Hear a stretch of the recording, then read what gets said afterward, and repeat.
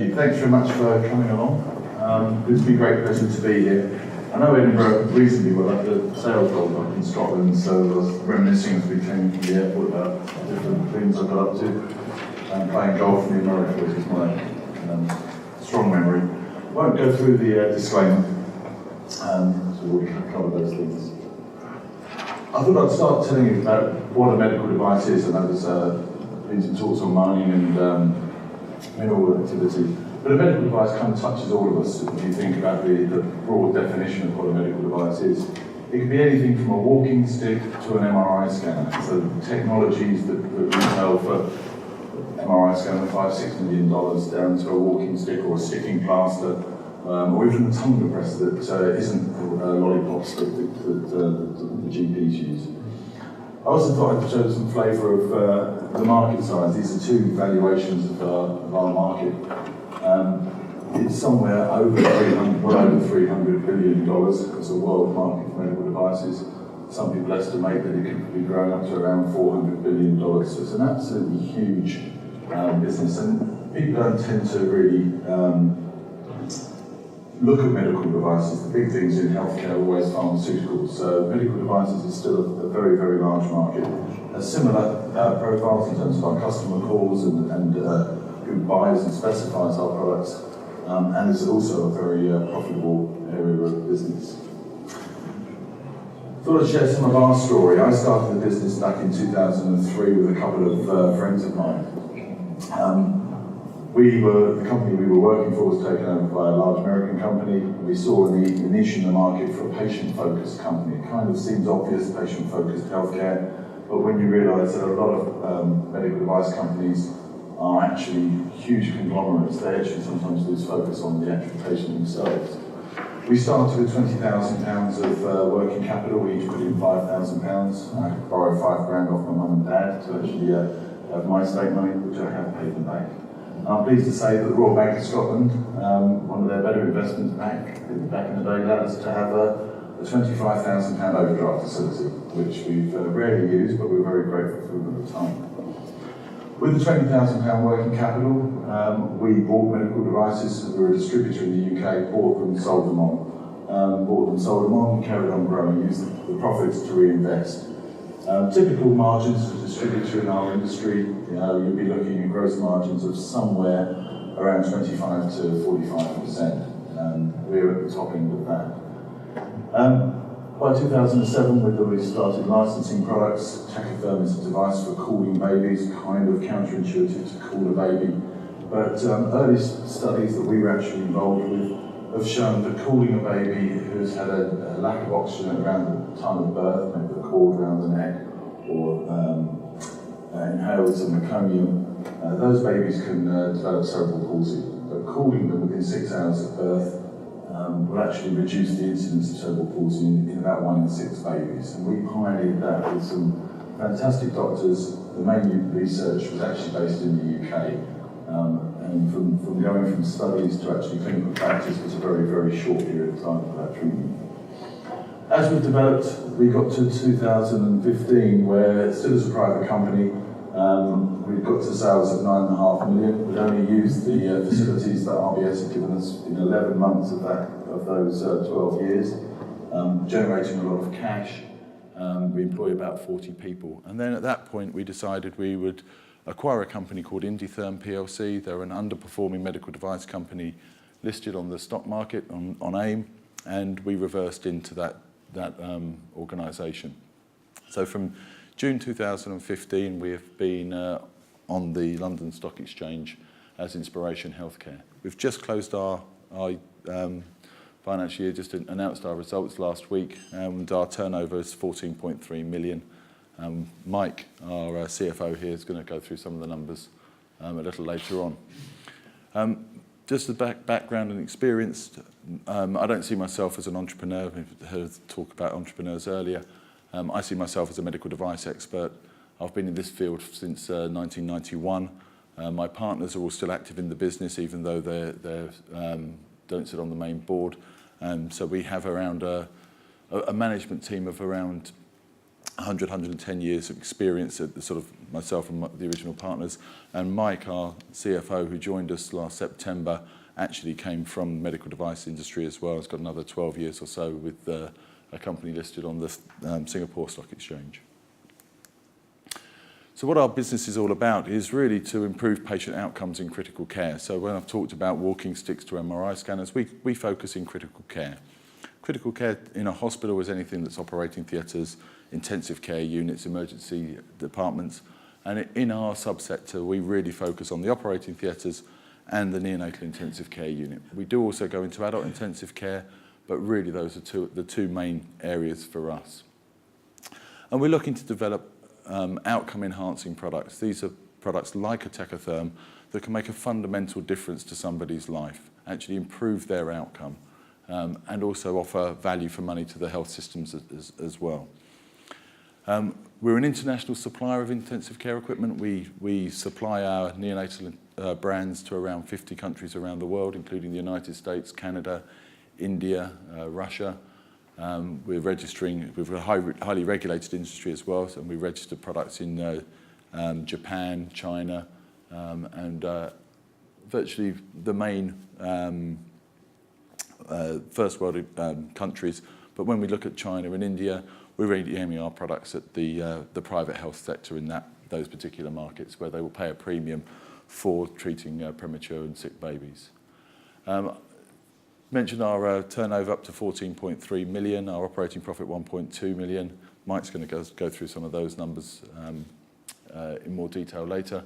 And really our core values are that patient focus, outcome changing, pioneering, research driven. When we say that, we work with the key opinion leaders to try and see the technologies and the therapies that are going to be used down the line to try and make some of these children better and come out of hospital earlier. We also top that up with technical support in the UK and Ireland. We have service engineers going to service and maintaining life support equipment. That adds a tremendous amount of value. And our customer service, when we say it's 24 hours a day, 7 days a week, we mean it. It's not to a call centre. If you phone our emergency number up, you'll get one of the sales team or clinical specialists or service guys out of bed. And if a doctor wanted to hire a piece of emergency equipment at 3 o'clock in the morning, we will deliver it within 6 hours with a clinical specialist next to it to try and help save that patient's life. So we really do think patient focus is the key driver and the key differentiator for a business our size against our more illustrious, perhaps larger competitors. I thought I'd put some slides up here just to put things in context. Hopefully, it's strange as a CEO, you don't want more customers, but I wouldn't wish some of these situations on anybody. 1 in 9 babies are born prematurely in the UK, and that's fairly similar across the Western world, the first world. Prematurely is anything from 36 weeks gestational age earlier. And we will save babies in the UK that are born at 23 weeks gestational age. They may weigh 330, 350 grams, smaller than a dollar bill when you put them side by side. Absolutely tiny, fragile babies. 10% of babies that are born need some sort of assistance to breathe at birth. That could be just a small puff of air, or it could be sustained resuscitation. The longer that resuscitation goes on, the worse the outcome for the child. But to give you some ideas of birth rates, in the UK we have about 800,000 births. In the EU there's around 5 million births, and in the United States around 4 million births. So you can see the size of the market we're talking about when it comes to babies and these types of problems. But underpinning all of that, I think it's also important to note some of the costs associated with this. A baby, 24, 25 week gestational age baby that goes into critical care, intensive care unit in the UK, could cost £1,300 per day. So as well as the societal impact for the parents and the family of having a child who's a long way from their mother, stuck in an incubator, being nursed 24 hours a day, 7 days a week, there's a huge society cost to us in terms of our health system. A 24-week, 25-week gestational age baby could stay in hospital for 100 days. That doesn't mean to say that they're going to come out leading a fit and healthy life. They will need physiotherapy, they may need special care and special help going longer term, they may not live a full and healthy life. Some babies they might not be Olympic athletes, but they'll lead an active life. Some will be, unfortunately, in wheelchairs and have cerebral palsy and need 24-hour a day, 7-day a week nursing care beyond that. So these children, as a friend of mine said when I went to the States and talking about this a couple of months ago, in the US they call these the $1 million babies, and that's the sort of impact. So if we can actually bring a baby out of intensive care a few days earlier in a slightly better condition because of the technology that we provide, we feel that we can add to society, both in terms of the outcome for the baby on a human level, but also the impact to the cost of health systems. I've also mentioned our other businesses in the surgical side. And just to give a bit of flavour, we think about the number of operations that are being done around the world. Somewhere around 230 million surgical procedures are done every year, and around 60% of those are done in high-income countries.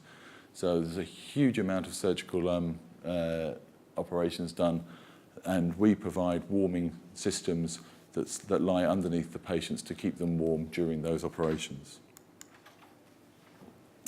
Some of the technologies we sell as a distributor, we sell a variety of technologies that add to our sales call, add value to our sales reps when we're talking to doctors, nurses, biomedical engineers in the purchasing departments in hospitals. But also we have our own brands, and so some of the brands on this end here would be for looking at the newborn brain to see whether the baby is going to have a good long-term prognosis. Our Techatherm here will actually be the device that will call that baby if it's going to have a poor prognosis. We provide assistance for breathing with disposables. We provide a revolutionary system here called LifeStart that actually allows the neonatologist and obstetrician to decide when the cord should actually be cut. So rather than historically, you cut the cord, take the baby over to a resuscitation platform, maybe the other side of the operating theatre if it's mum's having an emergency section. This device will actually allow the resuscitation to take place next to the mother. They can cut the cord when the physicians feel it's right, and actually involve mum and dad and the physicians and nursing staff in more of a holistic approach to treating that child. That's been undergoing some very interesting clinical research recently, and we've started to see some very strong interest in that product, both in the UK, Europe, and on the other side of the Atlantic. So our market focus is, as I've mentioned, neonatal intensive care and operating theatres. Our product focus is really around the time of birth, resuscitation, the first few breaths of life, and trying to give non-invasive support to these children. And also the thermoregulation, keeping the babies and adults in operating theatres warm, or in sometimes the children cold if they need that particular treatment. We manage our finances very strictly. Mike will talk a bit more about that, but we add value by technical support. A lot of the contracts for technical support in the UK are paid for 12 months in advance. We distribute products in the UK, which has minimised our R&D investment and managed our cash. We've also licensed products for similar reasons. But with that cash that we've generated, we're now starting to invest more and more into our R&D portfolio to develop products that we can sell around the world longer term. And we're also looking at acquisitions. I'll pass over to Mike, who can cover the highlights from our financials. Okay, thanks, Neil. I'm just going to cover briefly the highlights of the year end to 31st of January 2017. It was the first full year of Inspiration Healthcare being listed on AIM. Neil's already mentioned that the revenue this year was a good year for us. All the major financial projections were in line, results were in line with expectations.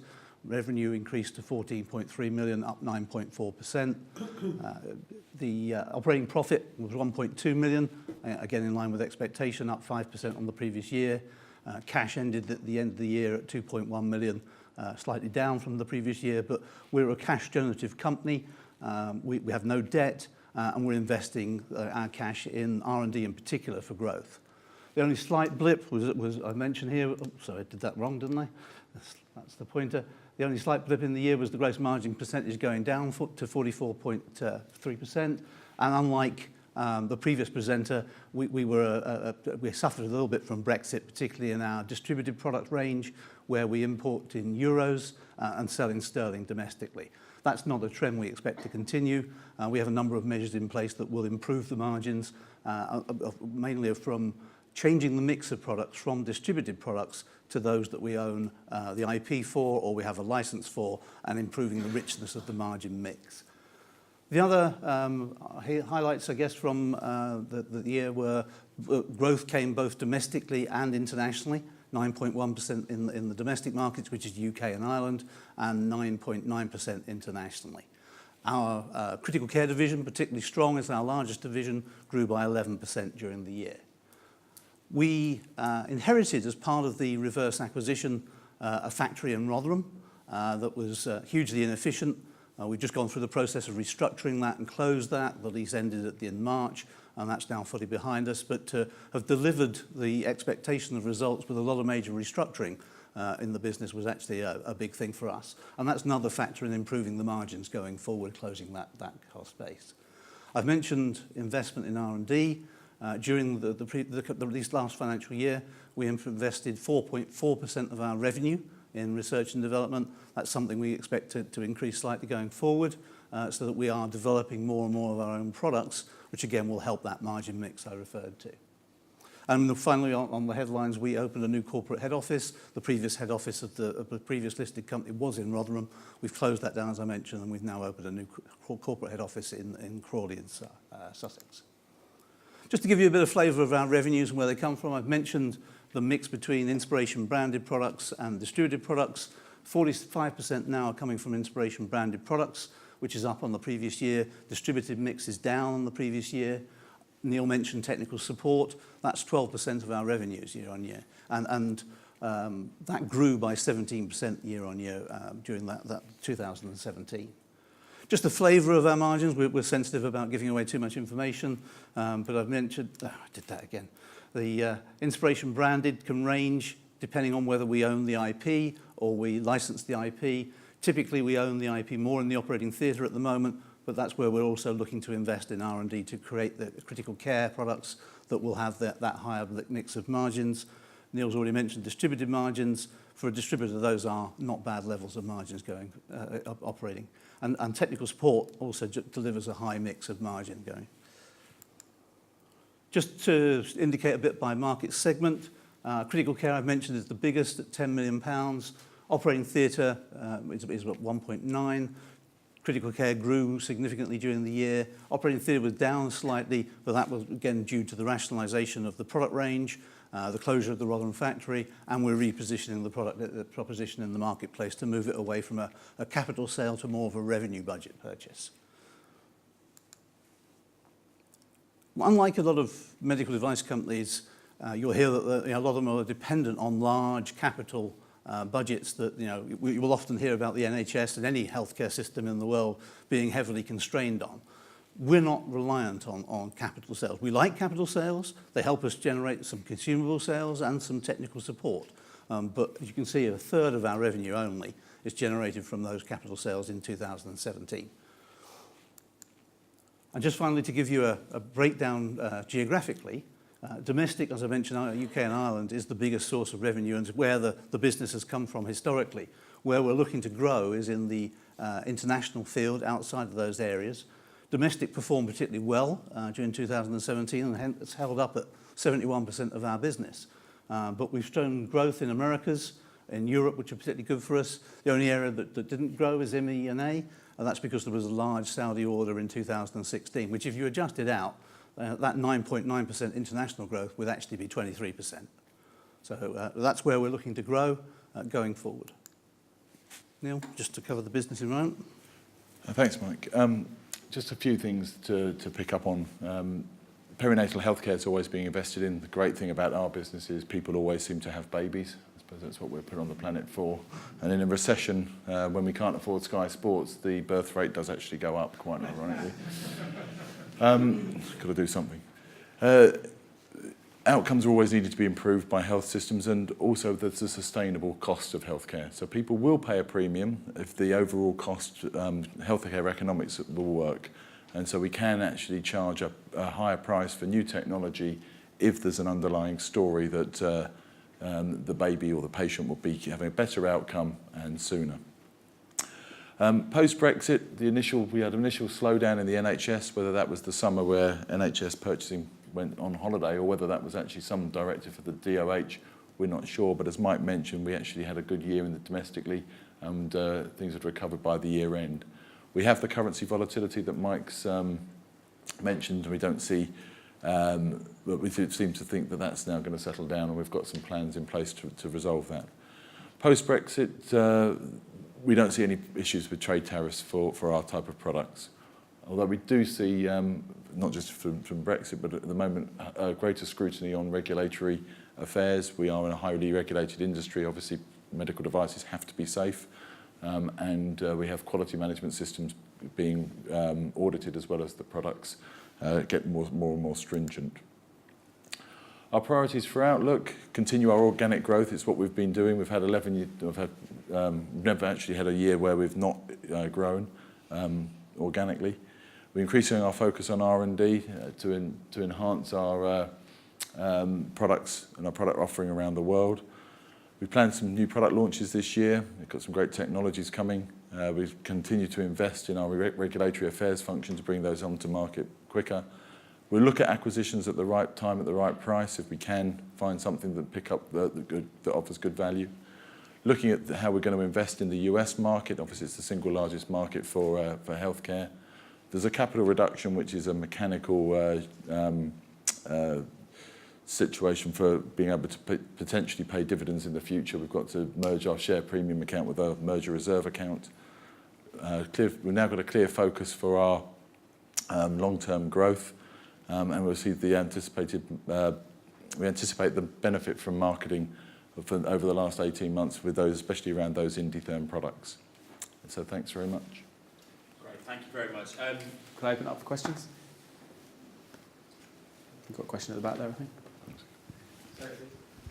What percentage of your shares are held by directors, founders, and close people exercising managerial responsibility? What percentage is held in your free float?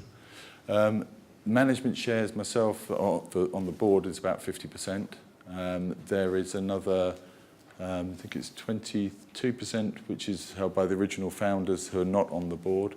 And the remaining are two notifiable holdings from private individuals and 12% who are effectively free float, who have not needed to notify us. Plus the 10% that's held by private individuals. I don't think you mentioned the number of employees you have. About 60 at the moment. 60. And how do you tackle, say, the Chinese market, sales-wise? We use distributors overseas.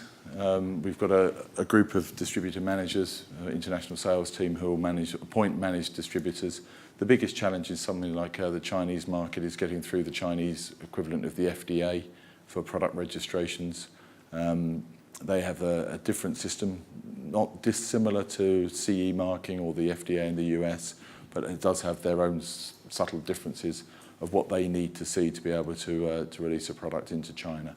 Once you've gone through that registration process, it's a regular distributor type model.